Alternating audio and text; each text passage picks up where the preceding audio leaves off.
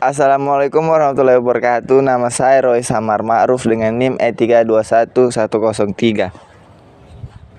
Perkenalkan, nama saya Ahmad Risaldi dengan NIM E321231004. Perkenalkan, nama saya Muhammad Rifki dengan NIM E321231081. Perkenalkan, nama saya Kristina Talia Rapa dengan NIM E321230080.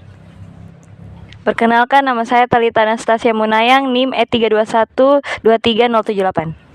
Perkenalkan, nama saya Fatima Azara, NIM E321230068. Oke teman-teman, kami dari kelompok 6 akan membawakan materi tentang kelangkaan sumber daya alam khususnya di Kabupaten Banggai.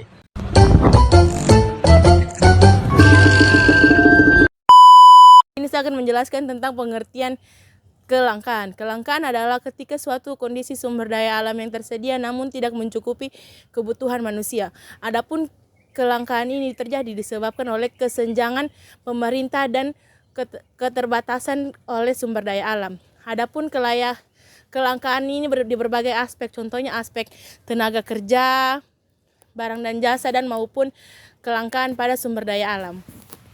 Berikut kelangkaan sumber daya alam. Jadi kelangkaan sumber daya alam adalah kondisi yang dimana sumber daya alam tersedia tidak cukup atau sulit didapatkan. Jadi kelangkaan sumber daya alam ini terjadi akibat penggunaan yang berlebihan, eksploitasi, dan faktor alam. Ada beberapa penyebab kelangkaan sumber daya alam. Yang pertama adalah eksploitasi yang berlebihan, kemudian pertumbuhan penduduk, pencemaran lingkungan, dan alih fungsi lahan.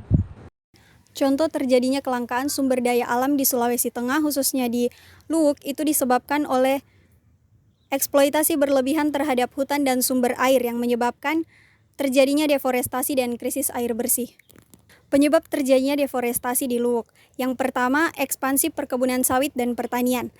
Luwuk memiliki wilayah subur yang banyak dimanfaatkan untuk perkebunan kelapa sawit, kakao, dan pertanian lainnya. Pembukaan lahan besar sering dilakukan dengan cara penebangan hutan, menyebabkan hilangannya tutupan vegetasi alami. Konversi lahan hutan menjadi perkebunan mengurangi daerah resapan air yang berkontribusi terhadap krisis air bersih. Selanjutnya yang kedua ada aktivitas pertambangan, yang dimana di Luwuk ini memiliki cadangan nikel dan tambang lainnya yang dieksploitasi oleh perusahaan besar maupun penambang ilegal. Pertambangan ini menyebabkan kerusakan hutan karena membuka lahan besar-besaran untuk akses tambang dan penggalian tanah. Limbah dari tambang ini mencemari sungai dan tanah dan akan memperburuk kualitas air bersih bagi masyarakat sekitar. Selanjutnya, yang ketiga ada penambangan hutan secara ilegal, di mana kayu dari hutan-hutan di Luwuk memiliki nilai jual tinggi, menyebabkan maraknya aktivitas pembalakan liar.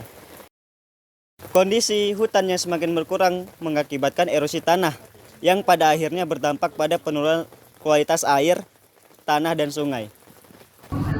Oke, baiklah. Di sini saya akan menjelaskan untuk poin kedua, yaitu dampak deforestasi terhadap krisis air bersih di Luwuk. Dari poin ini kita mendapat beberapa poin yang intinya, yaitu yang pertama itu menurunnya debit sungai dan mata air. Dan yang kedua, peningkatan risiko bencana alam. Yang ketiga, pencemaran sumber air.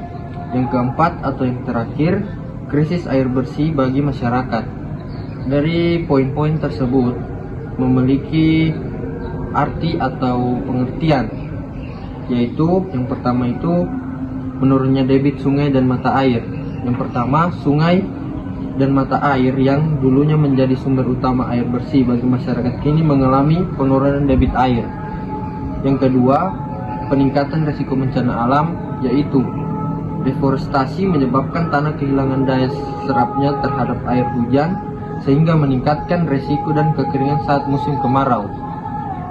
Yang ketiga, pencemaran sumber air, yaitu limbah dari timbang dan industri mencemari sungai dan danau sekitar Luwuk. Yang keempat atau yang terakhir, krisis air bersih bagi masyarakat Luwuk, yaitu banyak warga yang mengalami kesulitan mendapatkan air bersih, terutama di daerah bergantung pada sumur dan mata air alami. Berikutnya adalah upaya mengatasi krisis sumber daya alam di Luwuk. Yang pertama ada reboisasi dan konservasi hutan. Yang kedua, pengelolaan air yang berkelanjutan. Yang ketiga, pengawasan terhadap pertambangan dan illegal logging. Yang keempat, ada peningkatan kesadaran masyarakat.